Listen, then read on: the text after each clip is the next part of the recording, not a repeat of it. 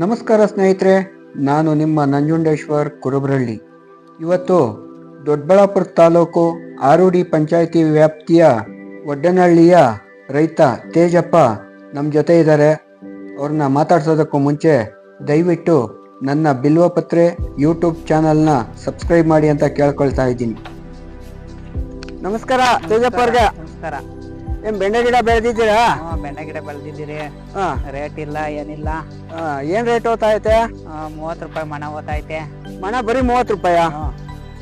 ಏನ್ 30 ರೂಪಾಯಿ ಅಂದ್ರೆ ನಿಮ್ಗೆ ಕಿತ್ತು ಮಾರ್ಕೆಟಿಗೆ ತಗೊಂಡೋಗೋ ಕೂಲಿನೇ ಗಿಟ್ಟಲ್ಲ? ಗಿಟ್ಟಲ್ಲ, ರೇಟ್ ಇಲ್ಲ, ಫುಲ್ ರೇಟ್ ಇಲ್ಲ. ಇಲ್ಲ, ಏನ್ ಕೂಲಿಯರು ಆಳುಗಳ್ದು ಕೂಲಿ ಸಿಗ್ತಾ ಇಲ್ಲ. ಏನ್ ಮಾಡೋದು, ಮಾಡ್ಬೇಕಷ್ಟೇ. ಬೆಂಡೆ ಗಿಡ ಹಾಕಿ ಇದು ಎಷ್ಟು ದಿವಸ ಆಗೈತೆ? ತಿಂಗಳ ಮೇಲೆ ಒಂದು 20 ದಿವಸ ಆಗೈತಿ. ಎಷ್ಟು ಸಲಿ ಬಿಡಿಸಿದ್ದೀರಾ? ಕೊಯ್ಲು ಕೊಯ್ದೈತೆ ಅವಲೇ. ಒಂದ್ ತಿಂಗಳು ಬರುತ್ತೆ. ಆಮೇಲೆ ನೋಡ್ಬೇಕು ಏನಾಗಬೇಕಂತ. ರೇಟ್ ಇಲ್ಲ ಅಂತೀರಾ? ಇಲ್ಲ. ಮತ್ತೆ ನೀವು ರೈತರು, ರೇಟ್ ಇಲ್ಲ ಅಂದ್ರೆ ಏನ್ ಅನ್ಸುತ್ತೆ? ಬೆಳೆ ವ್ಯವಸಾಯ ಮಾಡೋದು ಬೆಳಿಬೇಕು ಅಂತ ಇಷ್ಟ ಬಿದ್ದು ಬೆಳಿತೀರಿ, ಆದ್ರೂ ರೇಟ್ ಸಿಗಲ್ಲ. ಸುಮ್ಮನೆ ಕಷ್ಟ ಇದ್ದೇ ಇರ್ತದ ರೈತರು. ಬೆಳಗ್ಗೆ ಎದ್ರೆ ಸಾಲ ಪಾಲ ಮಾಡಿ ಬೆಳೆ ಇಕ್ಕಿರಿ, ಏನೋ ಬರುತ್ತೆ ಅನ್ನೋ ಆಸೆನಲ್ಲಿ ಇಕ್ಕಿರಾ? ಮನೆ ಮಕ್ಳೆಲ್ಲ ಮಾಡಿರೋನು ಇದ್ ಆಗಲ್ಲ. ಸಾಲ ಮಾಡ್ಲೇಬೇಕು, ತೀರ್ಸ್ಲೇಬೇಕು. ರೈತರು ಹಲವಾರು ಜನ ರೈತರುಗಳು ಸಾಲ ಮಾಡಿರೋ ದೃಷ್ಟಿಯಿಂದ ಹಾಕಕ್ ಹೋಗ್ತಾರೆ. ಇದ್ರ ಸಿಗ್ತೈತೆ ಅದ್ರ ಸಿಗ್ತೈತೆ ಅಂತ.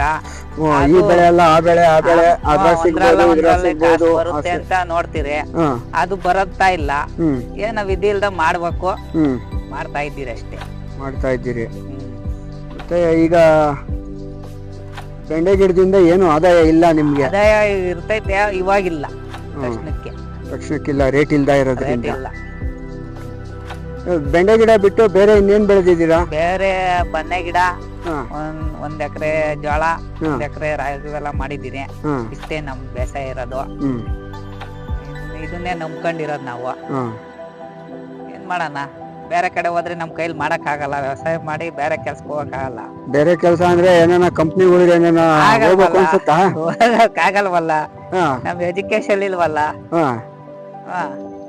ಕಂಪ್ನಿಗಳಿಗೆ ಹೋಗ್ಬೇಕು ಅಂದ್ರೆ ಎಜುಕೇಶನ್ ಬೇಕು, ಅದ್ರದ್ದೇ ಆದ ಒಂದು ಫಾರ್ಮಾಲಿಟೀಸ್ ಇರ್ತವೆ, ಅವೆಲ್ಲ ಮಾಡಕ್ಕಾಗಲ್ಲ. ಅದೇ. ಆಮೇಲೆ ನೀವು ಎಲ್ಲ ಊಟದಾಗಿಂದ ವ್ಯವಸಾಯ ಅಂತ ಹೊಂದ್ಕೊಂಡ್ಬಿಟ್ಟಿರ್ತೀರಾ. ಹಂಗಾಗಿ ಬೇರೆ ಕೆಲ್ಸಕ್ಕೆ ಹೋಗಕ್ಕ ಈಗ ಆಗಲ್ಲ. ಅದು ಏಜ್ ಮೀರೋಯ್ತು. ಏನಿದ್ರು ವ್ಯವಸಾಯದಿಂದ ಮುಂದುವರಿಬೇಕಷ್ಟೇ. ಕಷ್ಟನ ಸುಖನ ಅದರಿಂದ ಆದಾಯ ಇದ್ ಮಾಡ್ಕೊಂಡು ಜೀವನ ಮಾಡ್ಬೇಕು. ಈಗ ಬೇರೆ ರೈತರು ಬೆಳಿಬಹುದಾ ಬೆಂಡೆ ಗಿಡ? ಬೆಳಿಬಹುದು, ರೇಟ್ ಸಿಕ್ಕಿದ್ರೆ ಅದ್ರಂತ ಉತ್ತಮ ಬೆಳೆ ಯಾವ್ದು ಇಲ್ಲ. ರೇಟ್ ಸಿಗ್ಬೇಕು.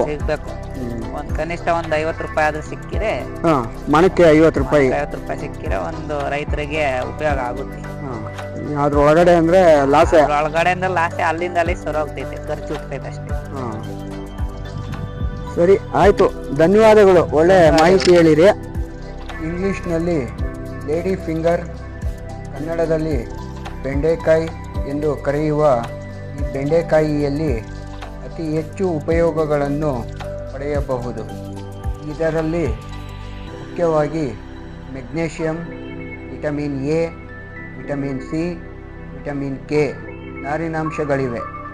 ಬೆಂಡೆಕಾಯಿ ಮಧುಮೇಹಿಗಳ ರಕ್ತದಲ್ಲಿನ ಸಕ್ಕರೆ ಮಟ್ಟವನ್ನು ನಿಯಂತ್ರಣ ಮಾಡುವಲ್ಲಿ ನೆರವಾಗುತ್ತದೆ.